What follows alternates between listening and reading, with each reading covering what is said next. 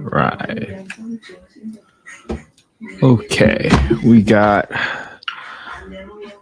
day 218. We got a subto deal in Fayetteville, North Carolina. Very, very popular midterm rental and military housing here from what I remember. So let's go ahead and what we always do is just look at D, long-term rental rates for Section 8. So this property, 309 Randolph Ave, Fayetteville, North Carolina, 28311. I can pull up the pictures for you guys in 1 second. New HVAC, roof is only 2 years old, so I don't even need to set aside any money, assuming that is honest and truthful. Purchase price $257, maturity $1152, 6.625% interest rate. The most important number here is the $2,085.10. And there is a HVAC. Oh, maybe there's HVAC alone for $286 and solar for $168. All right. What's up, Matt? How you doing, man? Hey, Adam. All right. So let's go ahead and take a look at this deal. So first thing first is let's take a quick look at the condition of the property. Looks relatively turnkey. I don't think there's much for renovations on this property. Single story. Okay. Pretty straightforward. So the next thing I want to do is I want to get the county and get the FMR. So the FMR stands for fair market rent. Let's look for the county. Boom. This is on Cumberland County. So when we go Google HUD FMR, we're going to see that there's the button for access small area FMR. Look up FY 2024 FMR. Go to North Carolina, Cumberland County. Here we go. All right, and this is in zip code 28311. 28311, and you're going to see that the rent ceiling, quote unquote, rent ceiling for a 3-bedroom in 2831 is $1,740. Okay.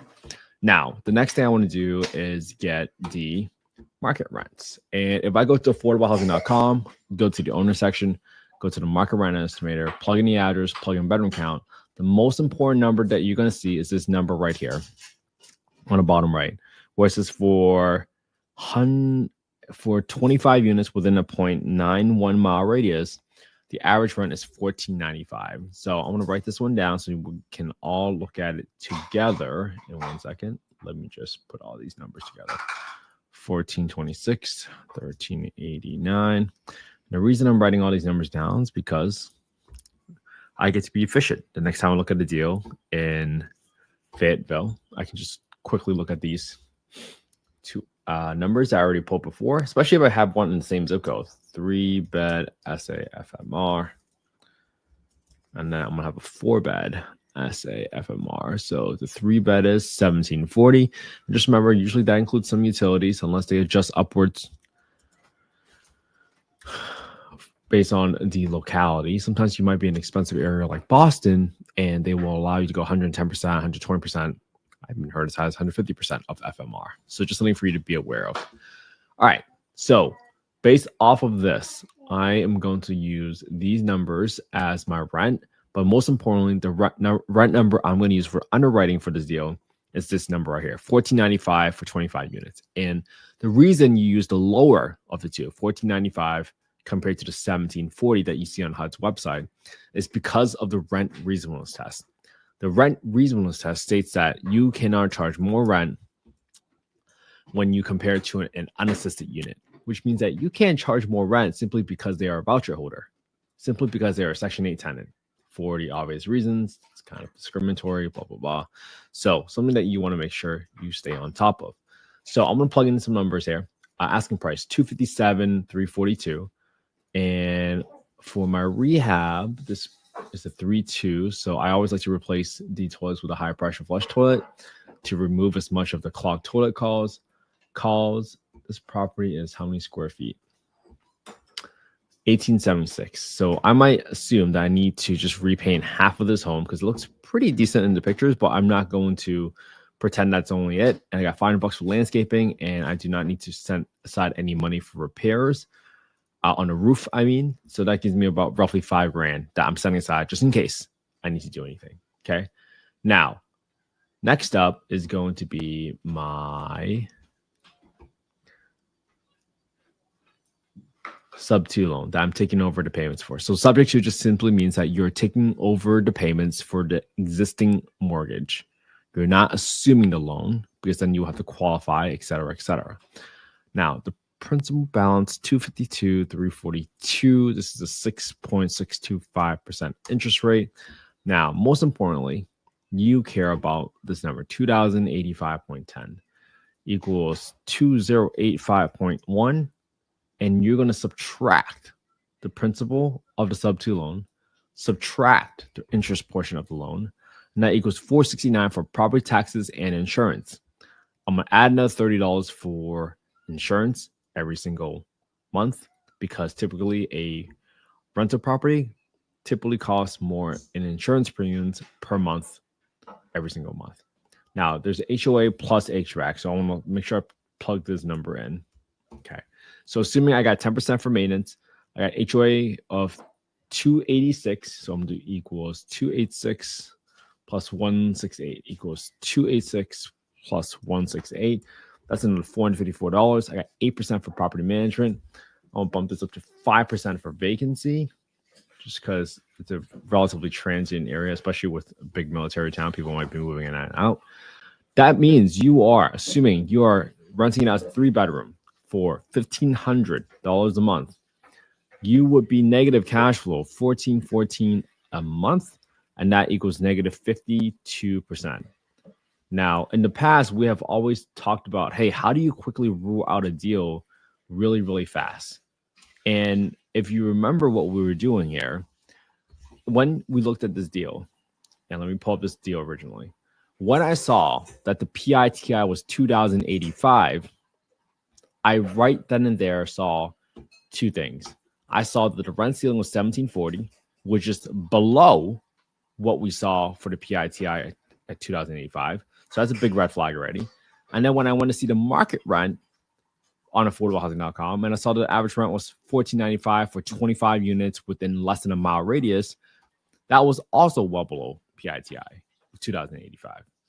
That's a pretty good indication that you know right away that you should not be doing anything else for this property. $17,000 cash to close. Yeah, that's why they had to sell this on subject to, because chances are it was nowhere close to being a deal. Now, Fayetteville is a midterm rental. Now, again, midterm rental is not my specialty area, nor am I passionate about it. But if you do ever want to look at, hey, can this property or can this area support a midterm rental, your very best bet is just to simply look at Furnish Finder, quickly look at the bedroom count, and you can see that there's pretty good demand here. Now, where are this property? See, this property is being rented out for $3,500. Hi, Soleil. What are you doing? Yeah, you okay? 1 second, everybody. Come on, you can come up. You can come up.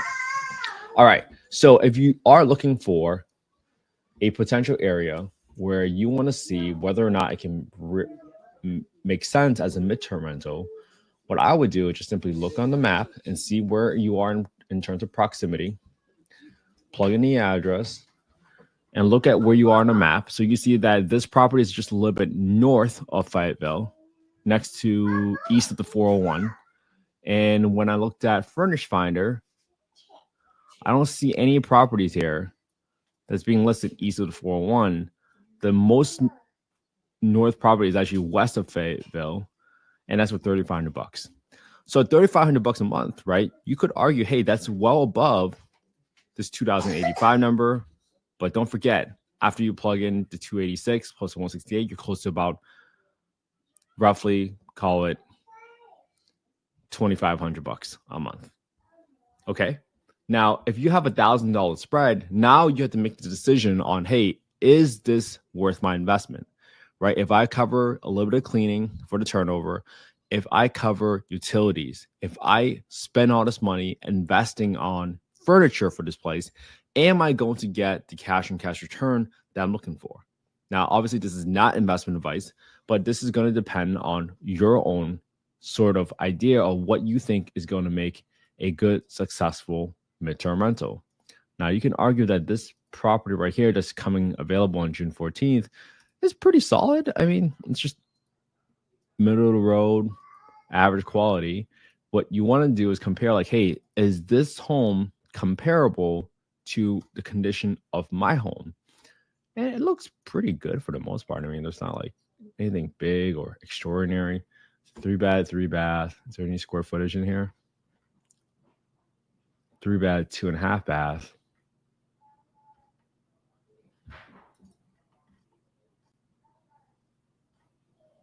Yeah, okay.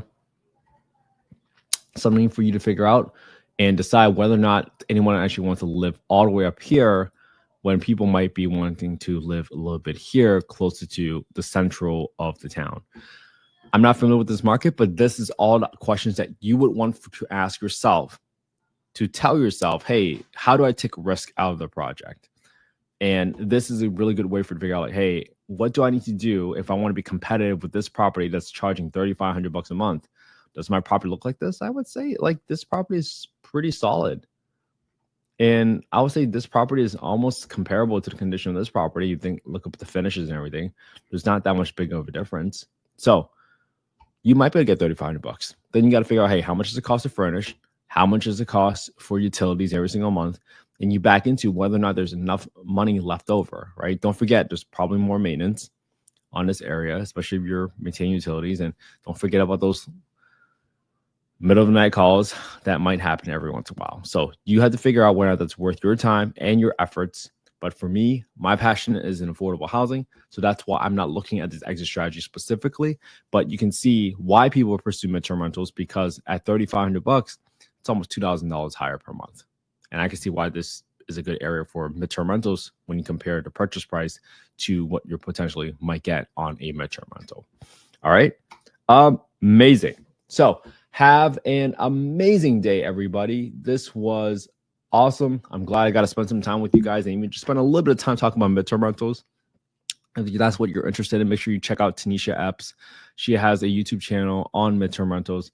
I really believe in what she's doing and her expertise. So make sure you take a look at that. And if you guys want a copy of the spreadsheet today, just DM me your email at investwithkenthe on Instagram, and my assistant will send you the spreadsheet. I've been very fortunate. I've been given a spreadsheet by other folks, and I've been able to tweak it, combine it with other spreadsheets, and make it my own so that I can understand how to quickly analyze deals. And today, you guys learned how to quickly rule out deals. Because why do we want to learn how to rule out deals? Well, you want to learn that so that you can avoid burnout, right? Where does burnout come from? Burnout typically comes from when you do a lot of work for no results. And that can be very discouraging. That can be very lonely. But the whole reason why I do this is because, well, it'll be a little bit less lonely for all of us. We can all get better together. And my honest advice is that you just copy my homework. That's it. Look at the same deal I analyzed today using the same spreadsheet.